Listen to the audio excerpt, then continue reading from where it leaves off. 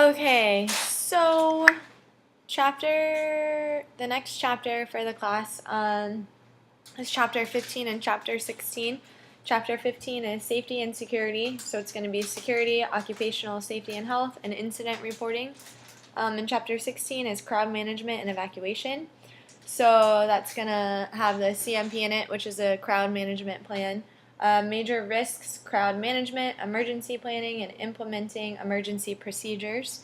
So I'll go over those a little bit now. So chapter 15 has to do with safety and security. In this chapter, it talks a lot about crowd management, like for example at rock concerts. And it talked about in the 90s how there was a stage that collapsed that killed 293 individuals, which in the past couple of years we've actually heard of a couple of different stage collapsing, yeah. Not that many deaths, of course, but definitely a lot of people that have been injured.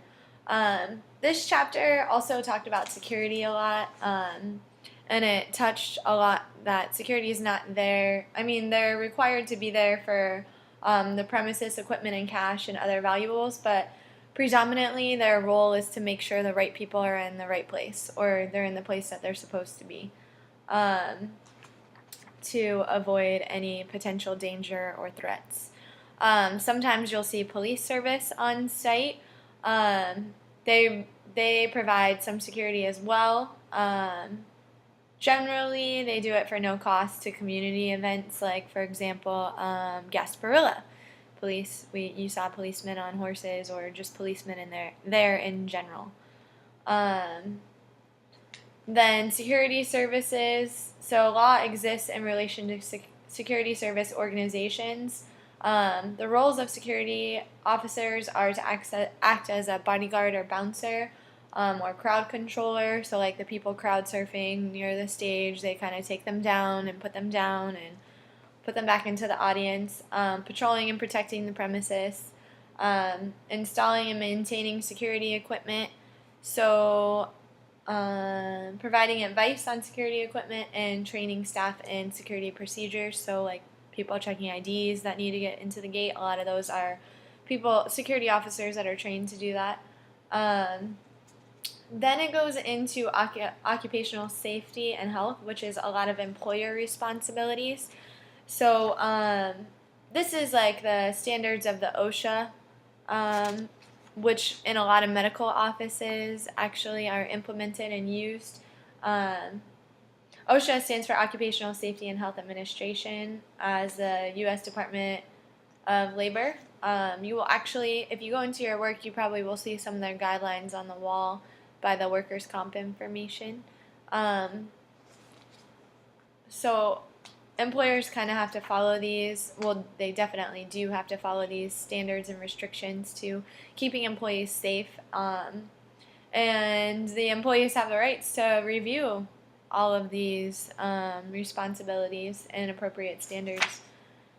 Then insurance, of course, employees must take out workers' comp insurance for their workers. So if anyone does get hurt on site of their job, workers' compensation will take care of the medical bills for that.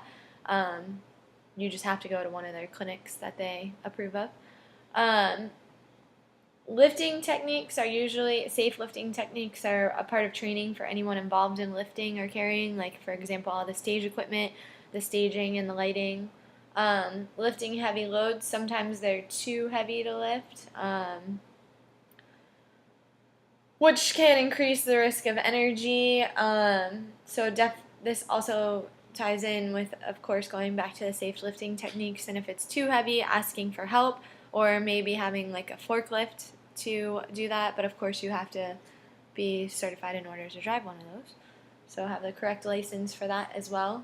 And just going back to like evaluating those situations if you're in them. I mean, you have to think wisely and think of your safety and the safety of others around you, especially at an event. There's also safety steps for electrical equipment. Electrical equipment is significantly hazardous to the event environment. I mean, not only is it hazardous to the people working on it, but it can be hazardous to everyone at the event, especially if like a situation like rain or something happened, and you have wires everywhere and people walking all around those wires. Then workplace ethical safety tips, which is just like a list of reminders of like safety tips to stay safe, basically. Cords, equipment, and ground tooling. You want to make sure all of this is in the proper places. They're flexible cords.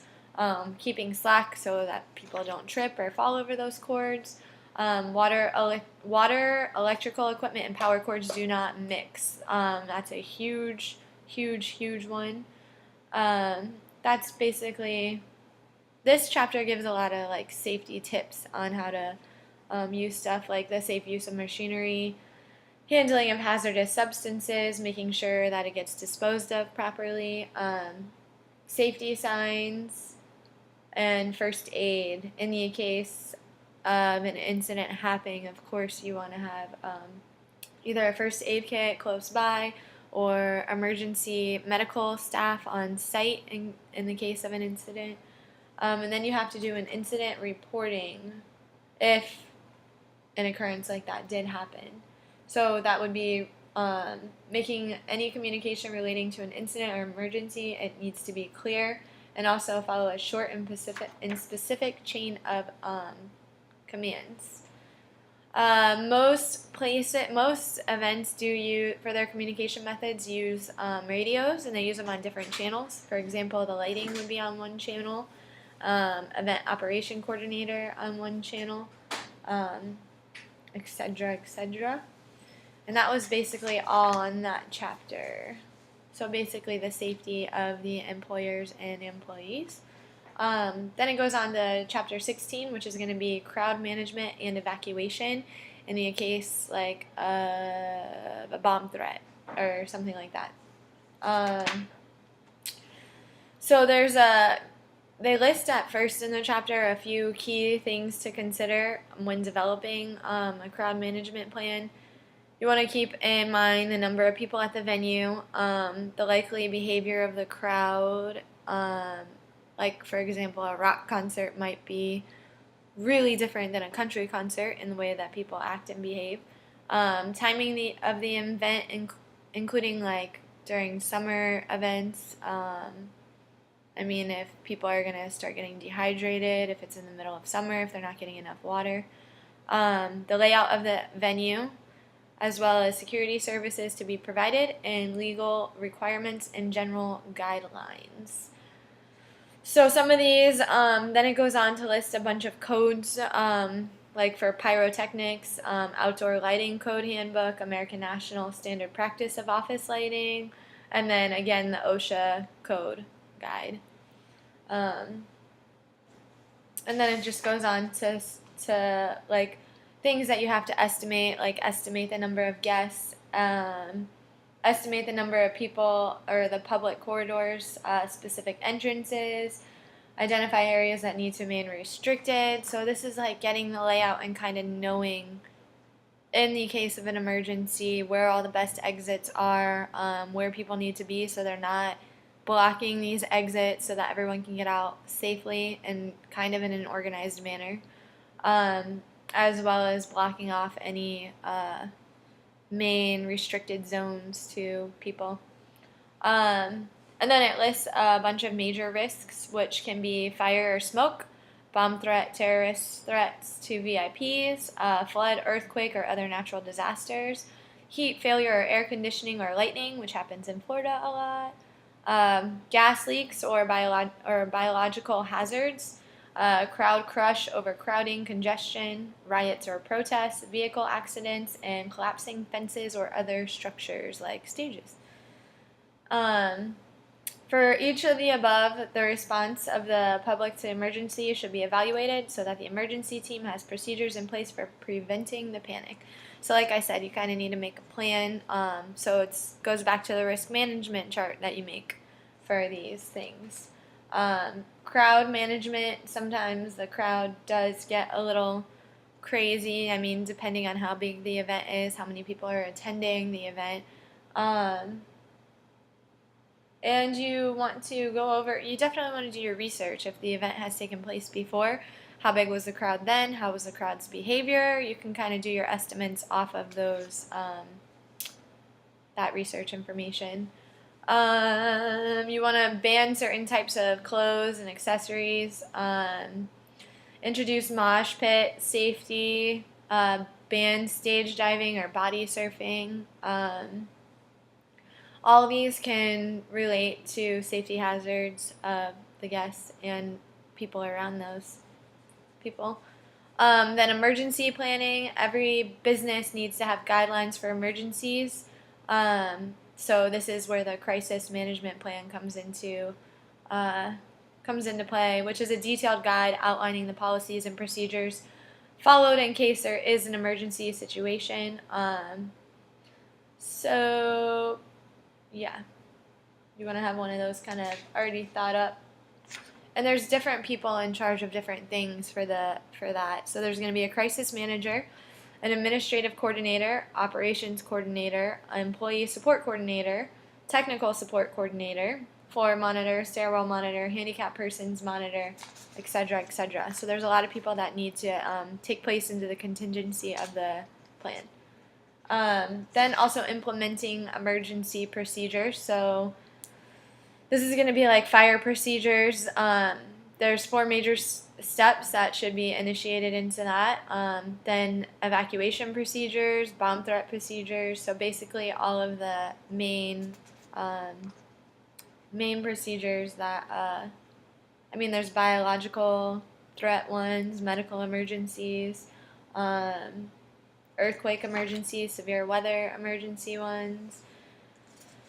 So that chapter basically had to do with kind of like crowd safety and the crowd's behavior, depending on different threats, not only that could happen at the event, but outside the event, like bomb threats or terrorist attacks or terrorist threats, or drastic weather conditions, like in the case of a flood or a severe thunderstorm. You can't be outside and have all the electrical equipment and all the metal and staging with lightning everywhere.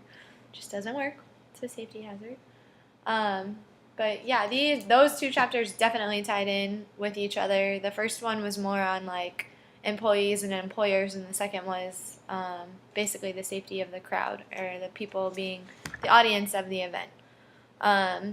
They were both pretty easy reads. I didn't realize how much stuff went into looking into the safety of an event, like the security, and then you do have to have a plan for stuff like that. Even though there hasn't been an earthquake in 20 years in California, they still have to plan for that because you never know when it could happen.